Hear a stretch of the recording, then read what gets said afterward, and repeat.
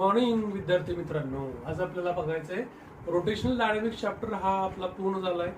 मी YBC हा आपला 11वा video की ज्या व्हिडिओमध्ये आपण पाहणार आहोत की पूर्ण चॅप्टर आपलं शिकवून झालेलं आहे, पण त्याची क्विक रिव्हिजन आपण घेणार आहोत. ही रिव्हिजन चालू असताना तुमचं काम काय आहे, तर जे काही तुम्हाला महत्वाचे फॉर्म्युले म्हणजे फॉर्म्युले जे आहेत ते फॉर्म्युले जे महत्वाचे वाटतात तुम्हाला ते तुम्ही नोट डाऊन करून घ्यायचे. तर हा चॅप्टर अगदी सुरुवातीला आपण काय पाहिलं होतं, तर सर्क्युलर मोशनने सुरुवात केली होती आपण. Circular motion of the object along the circumference of circle is called circular motion. या सर्क्युलर मोशन मध्ये ज्या काही फिजिकल क्वांटिटी येतात त्या सर्व फिजिकल क्वांटिटीची डायरेक्शन तुम्हाला व्यवस्थित लक्षात ठेवायची आहे. कारण जर त्या टेक्स्टबुक मधली प्रत्येक ओळ न ओळ जर आपण वाचून काढली तर तुम्हाला समजेल की डायरेक्शन हा भाग फार महत्वाचा आहे. ठीक आहे. मग या युनिफॉर्म सर्क्युलर मोशन नंतर आपण पाहिले युनिफॉर्म सर्क्युलर मोशनचे दोन प्रकार आहेत. एक आहे युनिफॉर्म सर्क्युलर मोशन आणि दुसरी आहे नॉन युनिफॉर्म सर्क्युलर मोशन. त्याच्यामध्ये आधी बघूयात आपण युनिफॉर्म सर्क्युलर मोशन. ठीक आहे. तुम्हाला जे वाटतं ते फॉर्म्युले तुम्ही लिहून काढायचे आणि दुसरा जो आहे तो नॉन युनिफॉर्म सर्क्युलर मोशन. आणि दोन्ही मोशन कशा आहेत, हॉरिझॉन्टल आहेत, कारण व्हर्टिकल आपण सेपरेटली स्टडी करतोय. तर युनिफॉर्म सर्क्युलर मोशन मध्ये काय या सर्कल कुठलीही मोशन असेल तर डायरेक्शन ऑफ मोशन काय होत जाते, सतत चेंज होत जाते. डायरेक्शन ऑफ मोशन म्हणजे डायरेक्शन ऑफ लिनियर वेलॉसिटी सतत चेंज होत जाते, म्हणजेच ऍक्सलरेशनची डायरेक्शन सतत चेंज होत जाते. याचा अर्थ फोर्सची डायरेक्शन पण सतत काय होत जाते, बदलत जाते. त्याच्यामध्ये magnitude of linear velocity remains constant, किंवा तुम्ही त्याला लिनियर स्पीड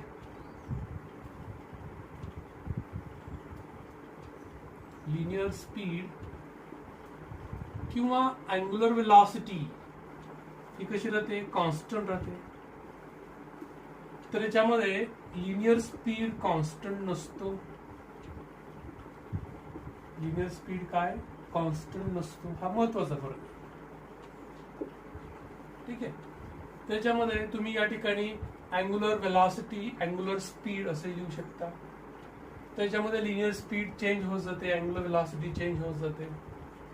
आता याच्यामध्ये युनिफॉर्म सर्क्युलर मोशन मध्ये suppose that particle moves along the circumference of circle in the anticlockwise sense, direction of linear velocity goes on changing.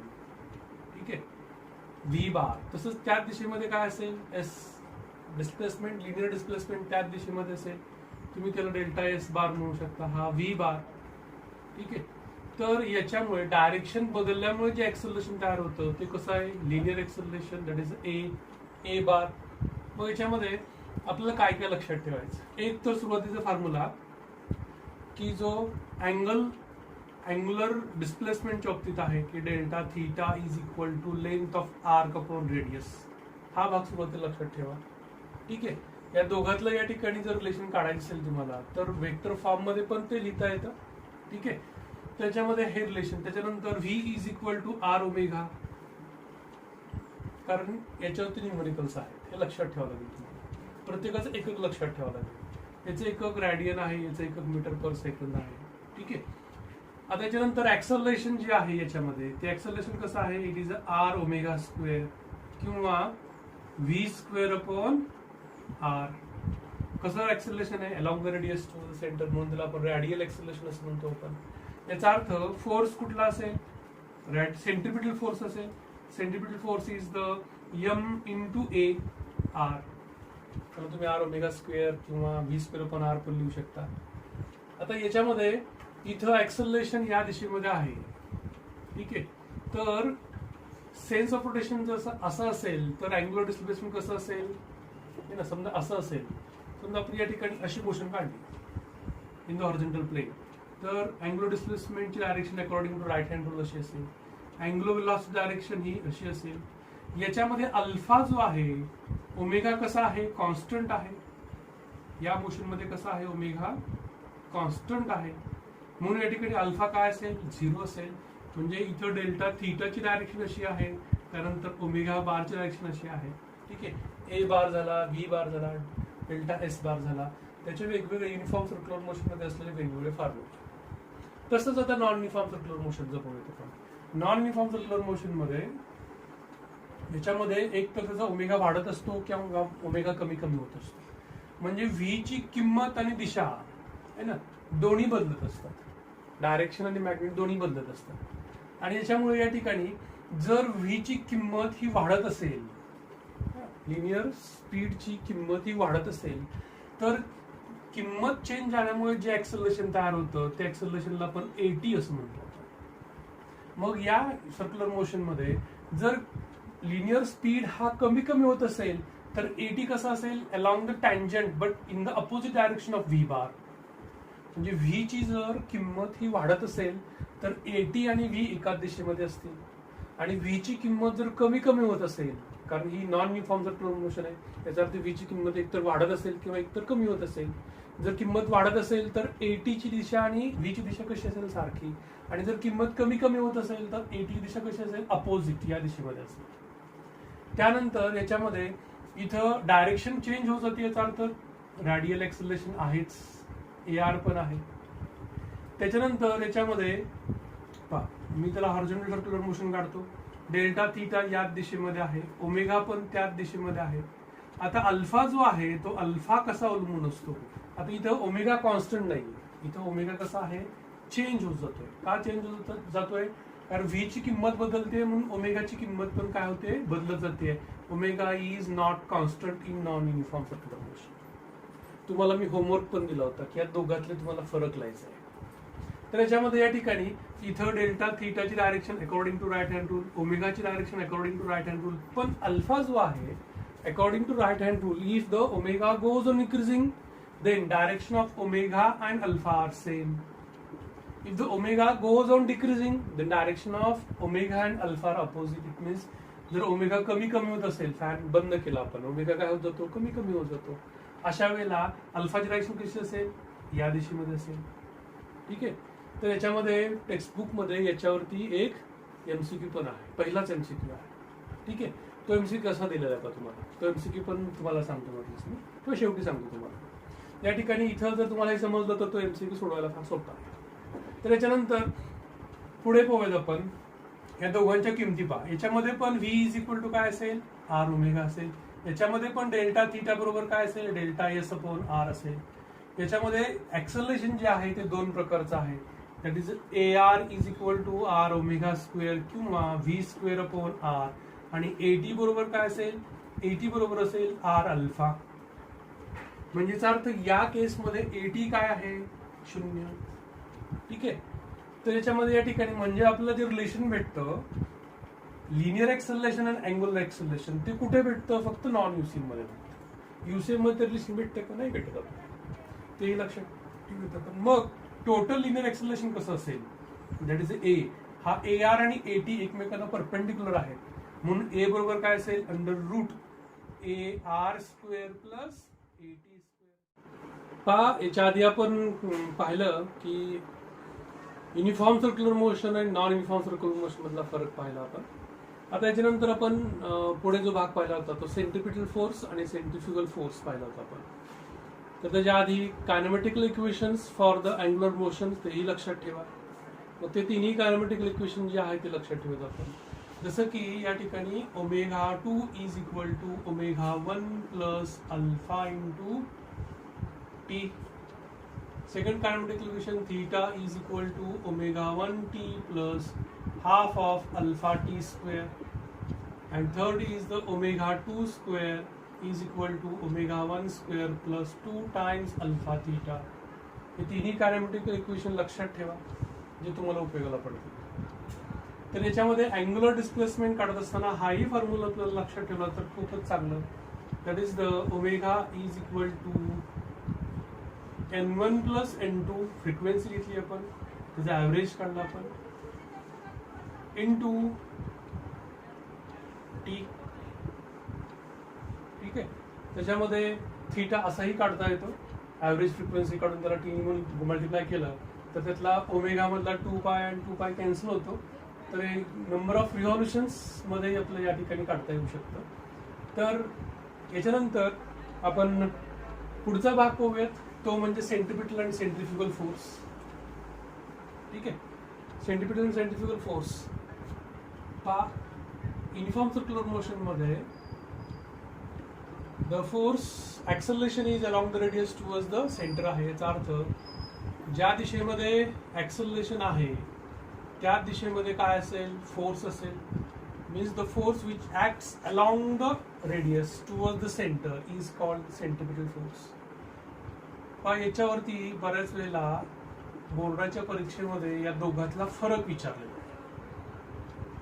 ठीक आहे, म्हणजे याच्यामध्ये सेंट्रिपिटल फोर्स कसा आहे, which acts along the radius toward the centre which produces a force which is required for circular motion. Circular motion तयार करण्यासाठी जो force लागतो त्या फोर्सला centripetal force, centre seeking force असंही म्हणतात. आणि आता ज्यावेळेस या ठिकाणी सर्क्युलर मोशन मध्ये एखादी ऑब्जेक्ट येते, याचा अर्थ ती मोशन कशी आहे, ऍक्सलरेटेड मोशन. आपण पाहिलं लिनियर स्पीड कॉन्स्टंट असून देखील या ठिकाणी ती मोशन कशी आहे, ऍक्सलरेटेड मोशन आहे. का? कारण direction of linear velocity goes on changing. म्हणून ती ऍक्सलरेटेड फ्रेम मध्ये जर आपण विचार केला तर एक नॉन रिअल फोर्स त्या वस्तूवरती एक्झर्ट होतो to makes the Newton's law applicable. आणि तो नॉन रिअल फोर्स कसा असतो, तर रिअल फोर्सच्या एक्झॅक्टली अपोजिट डायरेक्शन मध्ये असतो. म्हणजे this force is produced due to the accelerated frame of reference which acts along the radius and away from the center.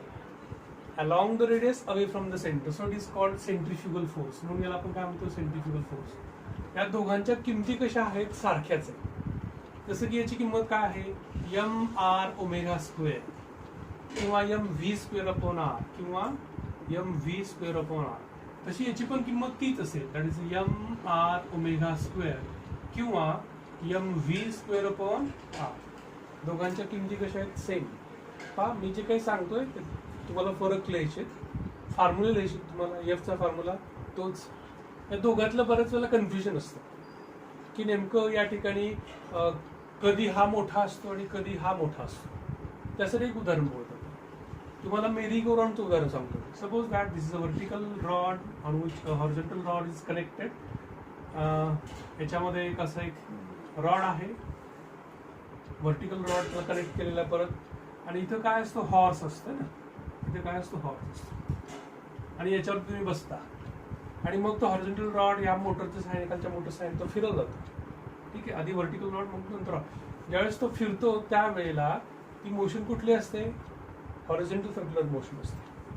आता त्या मोशन मध्ये ज्या वेळेस त्याचा स्पीड इन्क्रीज होत जातो, ठीक आहे, when there is a change in the magnitude of linear speed, then it depends upon if the speed goes on increasing, the magnitude of centrifugal force goes on increasing.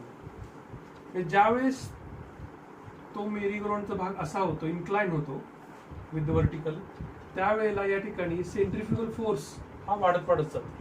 जसं जसं speed वाढत जातो तसं centrifugal force वाढत जातो. आणि ज्यावेळेस speed constant होतो, स्पीड ज्यावेळेस कॉन्स्टंट होतो त्यावेळेला दोघांची किंमत कशी असते, सारखी. म्हणजे तो त्या एकाच सर्कलमध्ये फिरतो जर स्पीड कॉन्स्टंट असेल.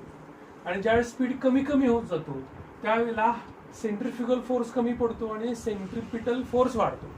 आणि त्याच्यामुळे तो भाग जो आहे तो या बाजूला इकडे येतो. म्हणजे जर स्पीड इन्क्रीज होत असेल तर याची सेंट्रिफ्युगल फोर्सची किंमत ही वाढत जाते सेंट्रिपिटल पेक्षा. आणि स्पीड जर कमी कमी होत असेल अशा वेळेला सेंट्रिपिटल फोर्स वाढतो सेंट्रिफ्युगल फोर्स पेक्षा. आणि ज्यावेळेस स्पीड कॉन्स्टंट असते त्यावेळेला दोघांच्या किमती कशा असतात, कॉन्स्टंट, सेम असतात. या ठिकाणी हा भाग लक्षात ठेवा, दोघातला फरक तुम्हाला लक्षात येईल की when the speed goes on increasing, the centrifugal force is more. When the speed goes on decreasing, then the centripetal force is more. When the speed is constant, the magnitude of centripetal force and centrifugal force is constant. अशा या ठिकाणी मग इथं centripetal force आणि centrifugal force तुम्ही definition लिहू शकता, तुम्ही फॉर्म्युला लिहू शकता, तुम्ही डायरेक्शन लिहू शकता. इथं F bar is equal to कसं लिहिता येईल, डायरेक्शन रेडियस वेक्टरच्या अपोजिट आहे. It is a minus of m⍵² r bar असं लिहिता येईल. तर इथं हा डायरेक्शनच्या स्वरूपामध्ये कसं लिहिता येईल, it is a m⍵² r बार. कारण r बारची दिशा आणि f ची दिशा कशी आहे, सेम. तर डायरेक्शन स्वरूपात तुम्हाला असं लिहिता येईल. तुम्हाला याच्यामध्ये सेंट्रिपिटल फोर्स एक्झाम्पल देता येईल. In the atom the electrostatic force acts as a centripetal force for revolving the electron round the nucleus. किंवा the gravitational force of attraction between the earth and moon acts as a centripetal force to revolve that moon round the earth. हे उदाहरण सांगता येईल. इथे कुठलं उदाहरण सांगता येईल सेंट्रिफ्युगल फोर्सचं? मग याच्यामध्ये तुम्ही सेंट्रीफ्यूजचं उदाहरण सांगू शकता. तुम्ही याच्यामध्ये डेअरी सेपरेटर म्हणजे मिल्क डेअरी वर्कमध्ये जे मिल्क सेपरेट या ठिकाणी त्याला आपण सेंट्रिफ्युगल फोर्स हा या ठिकाणी वॉशिंग मशीनचे एक उदाहरण सांगू शकता तुम्ही त्यामध्ये. ठीक आहे. Dryer of the washing machine work on the principle of the centrifugal force. तर या ठिकाणी असं तुम्ही त्या दोघांमधला फरक या ठिकाणी सांगू शकता. तर या ठिकाणी असे हे दोन force centripetal force produces the circular motion and centrifugal force it is an effect of the circular motion. हाही फरक तुम्ही त्यामध्ये लिहू शकता. तर सेंट्रिपिटल आणि सेंट्रिफ्युगल फोर्स नंतर पुढचा भाग जो आहे तो म्हणजे ऍप्लिकेशन ऑफ सर्क्युलर मोशन. मग या ऍप्लिकेशन ऑफ सर्क्युलर मोशन मध्ये आपण काय पाहिलं पहा. तर सुरुवातीला आपण पाहिलं ऍप्लिकेशन बरेच आहेत. सुरुवातीला आपण मॅक्सिमम स्पीड काढला of the vehicle along the plane curve road, horizontal curve road. ठीक आहे. तर त्याच्यामध्ये force of friction provide the necessary centripetal force. The mg which acts in the downward direction, normal reaction which acts in the upward direction. So the force of friction, that is a mu into n, provide the necessary centripetal force from which we get the V max. ठीक आहे. इथे n बरोबर काय आहे mg आहे आणि या ठिकाणी फोर्स ऑफ फ्रिक्शन बरोबर mu into n आहे. mu into n is the again mg. So we get from which we get V max is the under root mu rg. ठीक आहे. r is the radius. Force of friction acts as a centripetal force, that is force of friction is equal to mv square upon r. मग त्याच्यावरून आपल्याला या ठिकाणी त्याचा maximum speed किती असू शकतो एवढा हा आपण काढलेला आहे. फॉर द अनबँक्ड रोड असं म्हणलं तरी चालेल. हा फॉर्म्युला लक्षात ठेवतो आपण प्लेन रोडसाठी under root mu R maximum speed. Second application banking of रोडचा आहे. बँकिंग ऑफ रोडमध्ये if the road surface is inclined to the horizontal at some suitable angle to the horizontal so that its horizontal component of normal reaction provide necessary centripetal force. मग याच्यामध्ये आपण most safe speed काढतो आपण सुरुवातीला. हा most safe speed काढत असताना आपण जे नॉन कन्झर्वेटिव्ह फोर्सेस आहेत त्याचा विचार करत नाही. मग याच्यामध्ये कुठले कुठले विचार करतो आपण. डायग्राम छान लक्षात ठेवायची. याच्यामध्ये ही व्हेकल आहे. ठीक आहे. या व्हेकलमध्ये याचा सेंटर ऑफ ग्रॅव्हिटी पासून जे फोर्स ऍक्ट होत आहेत त्याच्यामध्ये हा पहिला mg which acts vertical downward direction, normal reaction that is n which is perpendicular to the road surface. n resolved in two components. The first component vertical component angle is theta, then vertical component is n cos of theta, horizontal component is n sin theta. पाहिले आपण. मग या केस मध्ये आपण काय करतो पहा. n cos of theta is equal to mg ठेवतो आपण आणि n sin theta बरोबर काय ठेवतो आपण mv स्क्वेअर अपॉन r ठेवतो आणि दोघांचा रेशो घेतो. रेशो घेतला की आपल्याला tan of theta is equal to v square upon rg भेटतो. तर त्याच्यावरून v ची किंमत भेटते आपल्याला. v most safe speed is v is equal to under root rg tan of theta. पहिला एक्सप्रेशन लक्षात ठेवा. बँकिंग ऑफ रोड करतो. किंवा अँगल ऑफ बँकिंगचा फॉर्म्युला काय येतो. It is a tan of inverse v square upon rg. ठीक आहे.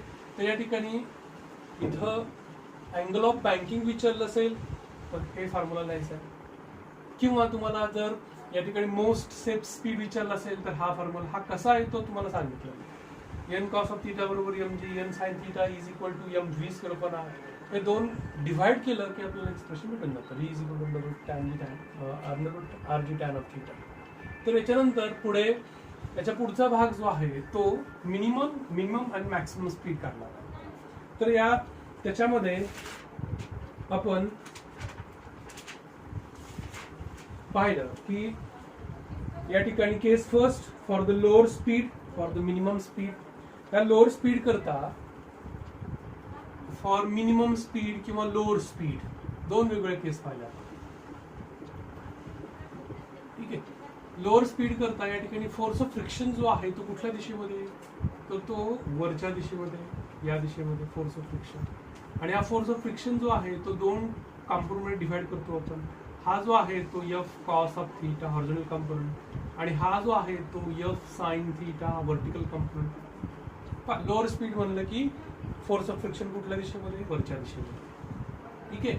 तर याच्यामध्ये कारण इकडे फोर्स जो आहे तो फोर्स मोशन त्याची थोडीशी या बाजूला आहे, याचा अर्थ फोर्स ऑफ फ्रिक्शन कुठल्या बाजूला आहे, वरच्या दिशेमध्ये. तर लोअर स्पीड करता या ठिकाणी लक्षात ठेवत आपण हा force of friction in the upward direction.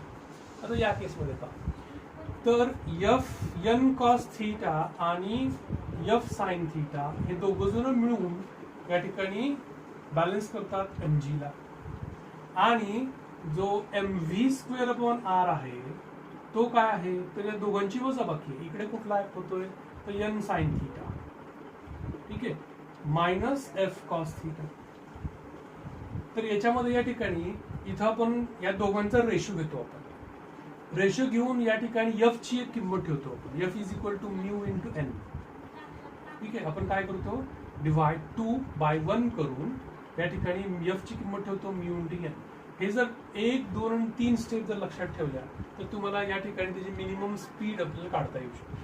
आणि मिनिमम स्पीड जी आहे ती ठेवल्यानंतर व्ही मिनिमम म्हणूयात त्याला आपण. It is under root R g tan of theta minus mu upon mu plus tan of theta, sorry 1 plus mu tan theta, 1 plus mu tan of theta. तर असं आपल्याला expression भेटतं मिनिमम स्पीड साठी, tan of theta minus mu 1 plus mu tan of theta. तसंच जर तुम्हाला for upper speed म्हणजे maximum speed साठी विचारलं असेल, अप्पर स्पीड साठी विचारलं असेल, फोर्स ऑफ फ्रिक्शन इकडे न घेता मोशन त्याची या बाजूला असेल, याचा अर्थ फोर्स ऑफ फ्रिक्शन ही या बाजूला असेल. हा force of friction it resolve in 2 component. हा पहिला कॉम्पोनंट आणि हा एक कॉम्पोनंट, व्हर्टिकल आणि हॉरिझॉन्टल. त्याच्यामध्ये हे दोन अँगल सारखे असतील, याचा अर्थ याची किंमत असेल एफ कॉस थीटा आणि हा जो आहे तो असेल एफ साइन थीटा. ठीक आहे. आता याच्यामध्ये पहा, एन कॉस ऑफ थीटा बरोबर काय असेल, या दोघांची बेरीज आहे. याचा अर्थ इक्वेशन थोडंसं बदलेल. N cos of theta is equal to काय असेल, F sine theta plus M g असं असेल. आता या ठिकाणी पहा, या दोघांची बेरीज काय प्रोव्हाइड करतात, M V square upon R, म्हणजे इथे फक्त काय असेल प्लस. आणि मग या ठिकाणी इथं जर आपण दोघांची रेशो घेतला, आपण कोणाचा एम जीचं एक्सप्रेशन काढायचं आपल्याला इथं, की जे काय येतं N cos of theta minus F sine theta येतं. आणि मग डिवाइड 2/1 करायचं. डिवाइड 2/1 केलं की एफ ची किंमत ठेवायची आहे, that is a limiting force of friction, that is static force of friction, that is a mu into N. आणि मग इथं फक्त बदल काय होतो, तर इथं प्लस येतो आणि इथं काय येतं मायनस. काय तो वरती प्लस असेल तर व्ही काय असेल, मॅक्सिमम असेल. ठीक आहे, व्ही काय असेल, मॅक्सिमम. अशा पद्धतीने या ठिकाणी अप्पर स्पीड साठी काय घेतलं आपण, कसं घेतलं, आणि लोअर स्पीड साठी काय घेतलं, हे तुम्हाला फक्त लक्षात ठेवायचं. हे झालं अँगल ऑफ बँकिंग. म्हणजे ऍप्लिकेशन ऑफ सर्क्युलर मोशन मध्ये अँगल ऑफ बँकिंग हा फार महत्वाचा भाग आहे. आणि याच्यानंतर आपण पाहिलं depth of wall. Depth of wall कशी आहे, सिलेंड्रिकल आहे. ठीक आहे. मग याच्यामध्ये या ठिकाणी इथं जर आपण या ठिकाणी ऑब्जेक्ट हा पॉइंट मास कन्सिडर केला किंवा व्हेकल हा पॉइंट मास कन्सिडर केला तर नॉर्मल रिएक्शन या दिशेमध्ये असेल, एम जी या दिशेमध्ये असेल आणि फोर्स ऑफ फ्रिक्शन वरच्या दिशेमध्ये असेल. ठीक आहे. तर आपण असं N provide necessary centripetal force, that is M V square upon R. मग या ठिकाणी F S is equal to M G and N is equal to M V square upon R. By putting integral of F is equal to mu into N we get the minimum speed. कमीत कमी speed आपल्याला काढता येऊ शकते आणि ती किती येते, under root R G upon mu. Cylindrical wall साठी हा फॉर्म्युला लक्षात ठेवतो. मिनिमम याच्यापेक्षा जास्त असेल तर ठीक आहे, पण याच्यापेक्षा कमी झाली तर तो ऑब्जेक्ट इथं राहणारच नाही, तो खाली येऊन जाईल, फोर्स ऑफ फ्रिक्शन कमी पडून जाईल. अशा ठिकाणी या डेप्थ ऑफ वॉल कसं आहे, सिलेंड्रिकल आहे. व्ही मिनिमम किती आहे, it is under root R G upon mu. हे पाहिलं आपण. त्यानंतर आपण काय पाहिलं, जर या ठिकाणी हा रोड सरफेस हा कॉन्व्हेक्स असेल, ठीक आहे, तर कॉन्व्हेक्स आणि कॉन्केव्ह हा भाग आपण व्हर्टिकल सर्क्युलर मोशन नंतर पाहिलेला आहे. पण हे ऍप्लिकेशन पाहिले आपण. ऍप्लिकेशन मध्ये 3 गोष्टी पाहिल्या, बँकिंग ऑफ रोड, त्यानंतर वेल ऑफ डेथ आणि प्लेन कर रोड. हे 3 ऍप्लिकेशन कुठे पाहिले आपण, सर्क्युलर मोशनचे पाहिले आपण. आता याच्यानंतर आपण जो भाग पाहिला तो म्हणजे कोनिकल पेंडुलम. तर कोनिकल पेंडुलम तयार कसा होतो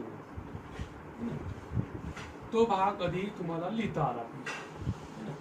An object is tied to the string, heavy object like a simple pendulum, and it describes a horizontal circle. If it describes the horizontal circle, जर तो असा horizontal circle परफॉर्म करत असेल, ठीक आहे, तर या ठिकाणी then the string describes a cone. म्हणजे या ठिकाणी तो राईट सर्क्युलर हॉलो कोन डिस्क्राईब करत असेल string by making an angle theta with the vertical. तर अशा वेळेला या ठिकाणी या अरेंजमेंटला किंवा यालाच आपण काय म्हणतोय, कोनिकल पेंडुलम असं म्हणतो. याच्यामध्ये तुम्हाला याची फ्रिक्वेन्सी विचारू शकतात किंवा याची तुम्हाला पिरियड विचारू शकतात. काय लक्षात ठेवायचं, डायग्राम लक्षात ठेवायची. त्याच्यामध्ये ही लेंथ आहे एल, हा angle made by the string with the vertical at a position A. या केसमध्ये फोर्सेस कुठले कुठले ऍक्ट होतात, डायग्राम चांगलं लक्षात ठेवायची. दिस is mg which acts vertically in down direction and the tension along the string which is towards the point of suspension. This is the rear support. Okay, the tension resolved in 2 components, that is a t cos of theta, because these 2 angles are same, and the horizontal component is a t sin theta. Then in this case t cos of theta is equal to mg and t sin of theta is equal to provide necessary centripetal force for that circular motion. याला जर नाव दिली आपण A B आणि हा C, तर A B हा काय, त्या सर्कलचा रेडियस. ठीक आहे. आता याच्यामध्ये या ठिकाणी इथं आपल्याला या ठिकाणी डिवाइड 2/1 केलं आपण, तर again we get the tan of theta is equal to V square upon R G. V square upon R G. तसंच सेम एक्सप्रेशन भेटतं आपल्याला. तर याच्यामध्ये या ठिकाणी आपण ओमेगाची किंमत काढतोय. म्हणजे ऍक्च्युली नोट्समध्ये काय केलं आपण, ओमेगा काढलाय आपण. मग तो इथं आपण एम आर ओमेगा स्क्वेअर घेतला आपण. ठीक आहे. तर या दोघांचा रेशो जर घेतला आपण, एम आर ओमेगा स्क्वेअर घेतला, तर M M get cancel, tan of theta is equal to, ठीक आहे, it is a R omega square upon G. ठीक, असं एक्सप्रेशन भेटतं. So omega square is equal to G tan of theta upon R. ठीक आहे. Tan of थीटाची value जी आहे ती टॅन ऑफ थीटाची व्हॅल्यू आपण या ठिकाणी ठेवतोय, आणि ती जी व्हॅल्यू आहे ती व्हॅल्यू आपण या ठिकाणी 2 प्रकारे ठेवलेली आहे. एक तर आपण त्याला तसंच ठेवलेलं आहे, omega square is tan of theta म्हणजेच काय, sine theta upon cos theta. ठीक आहे. तिथं काय केलं आपण, असंच ठेवलेलं आहे. आणि साइन थीटाची व्हॅल्यू जी आहे ती व्हॅल्यू आणि आर ची व्हॅल्यू ठेवली आपण. पण या ट्रायंगलमध्ये साइन थीटाची व्हॅल्यू काय, याला सोडवण्याच्या बऱ्याचशा मेथड्स आहेत. ठीक आहे. जुन्या पुस्तकात त्याला सोडवण्याची वेगळी मेथड आहे, या पुस्तकात थोडीशी वेगळी मेथड आहे. त्याच्यामध्ये omega square G sine theta पण R cos of theta. Sine थीटाची व्हॅल्यू काय येतं, या ट्रायंगलमध्ये एबीसी या ट्रायंगलमध्ये sine theta is equal to opposite side upon hypotenuse that is L. So R is equal to L sine theta. ठीक आहे. किंवा स्मॉल एल साइन थीटा किंवा कॅपिटल एल वापरा. आणि त्याच्यानंतर या ठिकाणी इथं आपल्याला ती जर किंमत ठेवली आपण, आर ची किंमत ठेवली, that is R L sine theta, तर आपल्याला हे असं लिहिता येईल, G sine theta upon R ची किंमत ठेवली आपण L sine theta into cos theta. Sine theta cancel होतो, म्हणजेच ओमेगा स्क्वेअर बरोबर काय येतो, it is G upon L cos theta. ठीक आहे. मग या ठिकाणी आपल्याला माहिती आहे की सर्क्युलर मोशन करता पिरियडचा फॉर्म्युला जो आहे तोही लक्षात ठेवा. पिरियडिक मोशन आहे ना, युनिफॉर्म सर्क्युलर मोशन ही पिरियडिक मोशन आहे. त्याचा अर्थ टी इज इक्वल टू काय आहे, 2 पाय अपॉन ओमेगा. म्हणजेच टी इज इक्वल टू काय तर 2 pi upon omega. Omega square आहे, ओमेगा जर काढला आपण तर तो असं येऊन जाईल, it is G upon L cos of theta. म्हणजेच टी बरोबर काय तर 2 pi under root L cos of theta upon G. म्हणजे हा झाला पिरियडचा फॉर्म्युला, लक्षात ठेवा. तुम्ही एल कॉस ऑफ थीटाच्या ठिकाणी काय ठेवू शकता, एच पण ठेवू शकता. पहा, कॉस ऑफ थीटा बरोबर काय येतं, कॉस ऑफ थीटा बरोबर adjacent side that is the height of the cone है ना, H upon hypotenuse is L. So h is equal to L cos of theta. So we can write it as T is equal to 2 pi under root h upon g. Or it is याच्यावर frequency पण काढता येते, पण मध्ये काय केलं ते लक्षात ठेवा. तर अशा पद्धतीने या ठिकाणी कोनिकल पेंडुलमचा पिरियड आणि फ्रिक्वेन्सी आपल्याला काढता येते. ठीक आहे. तर याच्यानंतर त्याच्या पुढचा भाग आपण जो पाहिला तो म्हणजे व्हर्टिकल सर्क्युलर मोशन पाहिला. या व्हर्टिकल सर्क्युलर मोशन मध्ये काय लक्षात ठेवायचं? ठीक आहे. व्हर्टिकल सर्क्युलर मोशन मध्ये तुम्हाला काय विचारू शकता? टेन्शन मधला फरक विचारू शकता, ऍट द टॉप आणि ऍट द बॉटम. तुम्ही याला टी ए म्हणलं, मी याला टी बी म्हणलं, याला सेंटरला सी म्हणूया, याला डी म्हणूया, त्याला ई म्हणूया. ठीक आहे. तर या ठिकाणी आपण जो भाग पाहतोय ती vertical circular motion under the gravity पाहतोय, म्हणजे अनकंट्रोल्ड मोशन आहे किंवा स्पीड चेंज होणारी मोशन आहे. त्याचा अर्थ ही मोशन कशी आहे? नॉन युनिफॉर्म सर्क्युलर मोशन आहे की ज्याच्यामध्ये velocity goes on decreasing as it moves in the upward, velocity goes on increasing as it moves in the downward direction. या ठिकाणी कंट्रोल्ड मोशन जी आहे ती आपल्याला फक्त सीईटीला आहे. ठीक आहे. म्हणजे रॉडला आपण एखादा ऑब्जेक्ट कनेक्ट केला आणि तो फिरवतोय आता.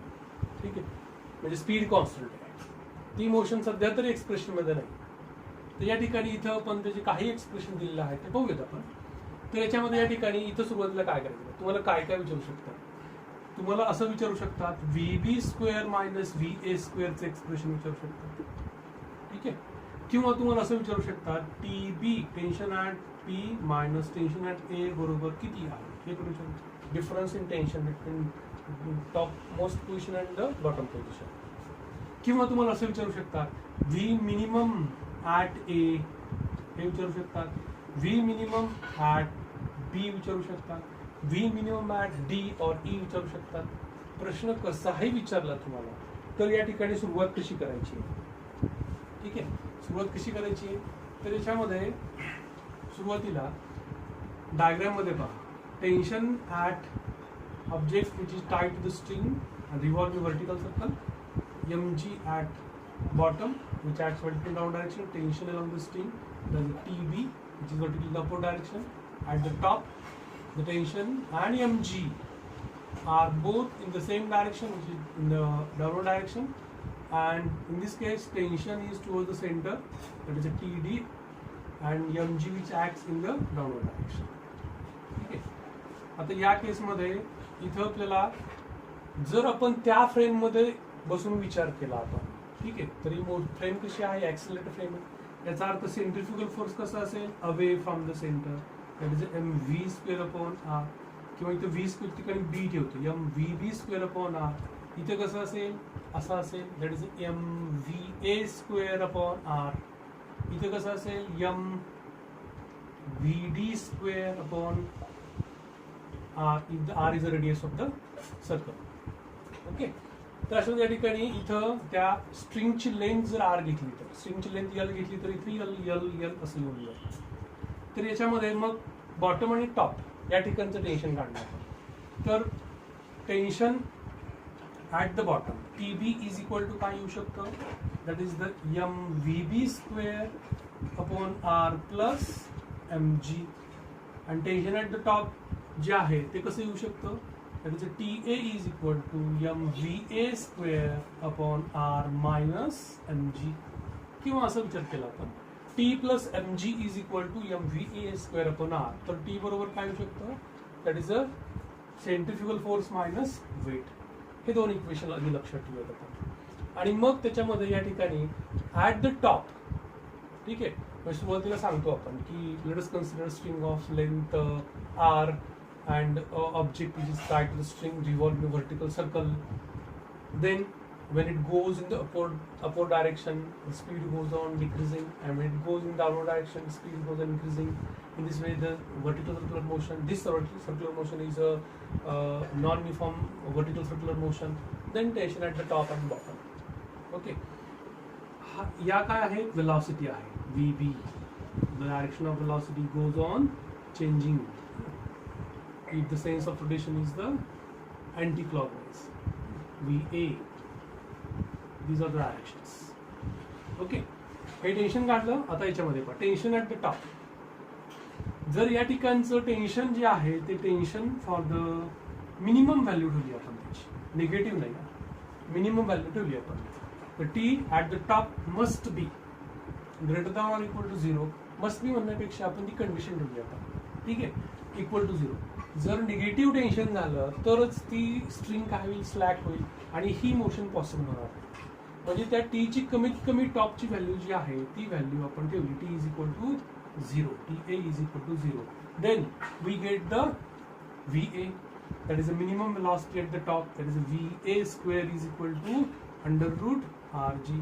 ही व्हॅल्यू याच्यामध्ये ठेवली की under root RG भेटून जातात. आणि त्यानंतर मग according to law of conservation of energy, कारण इथं नॉन कन्झर्वेटिव्ह फोर्सेसचा विचारच करत नाही, म्हणून according to law of conservation energy the total energy at B is equal total energy at A.